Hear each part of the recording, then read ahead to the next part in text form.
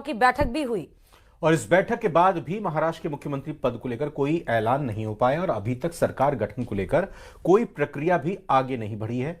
अब इस मामले में 2 दिसंबर को एक बार फिर दिल्ली में बैठक होगी, जिसमें कहा जा रहा है कि मुख्यमंत्री पद के लिए बना सस्पेंस खत्म हो जाएगा। इस रिपोर्ट में आपको दिखाते हैं। महाराष्ट्र का मुख्यमंत्री कौन होगा, इस पर अभी भी सस्पेंस बरकरार है।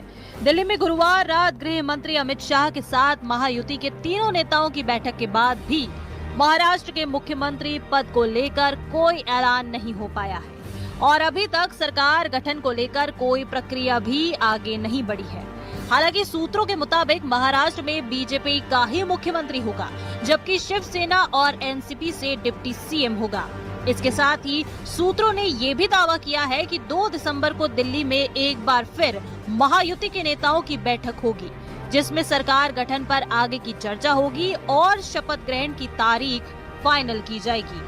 सूत्रों के मुताबिक 5 दिसंबर को मुंबई के आजाद मैदान में शपथ ग्रहण समारोह हो सकता है, जिसमें सीएम और 2 डिप्टी सीएम के अलावा 18 मंत्रियों को शपथ दिलाई जाएगी। 10 मंत्री बीजेपी और 4 मंत्री शिवसेना और एनसीपी कोटे से होंगे। इस बीच मुंबई में आज होने वाली महायुति की बैठक रद्द हो गई है। सूत्रों का दावा है कि पहले बीजेपी विधायक दल की बैठक होगी और उसमें विधायक दल के नेता को चुना जाएगा। उसके बाद महायुति की संयुक्त बैठक होगी। साहब कल 3:30-4 बजे तक दिल्ली में थे। दिल्ली से आने के बाद वो अभी निकल गए, कुछ भी नाराजी नहीं है। सम्मान पूर्वक मीटिंग अमित शाह साहब के साथ हो गई है। तीन जो नेता है, देवेंद्र जी, अजीत दादा और हमारे नेता एकनाथ शिंदे साहब, वो भी मीटिंग को थे और अच्छी तरह से सम्मान पूर्वक मीटिंग होगी।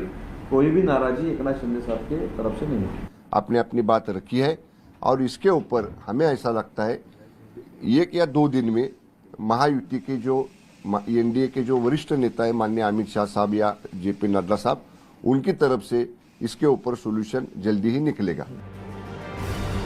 उधर महाराष्ट्र विधानसभा चुनाव में मिली करारी शिकस्त के बाद महाविकास अघाड़ी में भी बैठकों का दौर जारी है, तो दूसरी तरफ चुनावी नतीजों से एमवीए में दरार पड़ती दिखाई दे रही है। उद्धव गुट के नेता अंबादास दानवे ने हार का ठीकरा सीधे कांग्रेस पर फोड़ दिया है और कांग्रेस के अति आत्मविश्वास को हार की वजह बताया। उद्धव ठाकरे साहब का चेहरा घोषित हुआ होता तो उनके द्वारा कोरोना काल के संकट समय में किए गए काम लोगों ने देखे हैं और बहुत सारी चीज़ें हैं, लेकिन अब कांग्रेस को आत्मचिंतन करना चाहिए कि क्यों वो गलती कर बैठे, क्यों वो नहीं समझ पाए, क्यों वो चेहरा नहीं घोषित कर पाए। महाविनाश अघाड़ी के अंदर सिर्फ और सिर्फ आपसी कलह है। चुनाव के बाद ये गठबंधन टूट चुका है। ये राहुल गांधी की अपरिपक्वता दर्शाता है, जो 80 चुनाव में हार के बाद प्रिसाइसली 88 में वापस से हारे हैं। और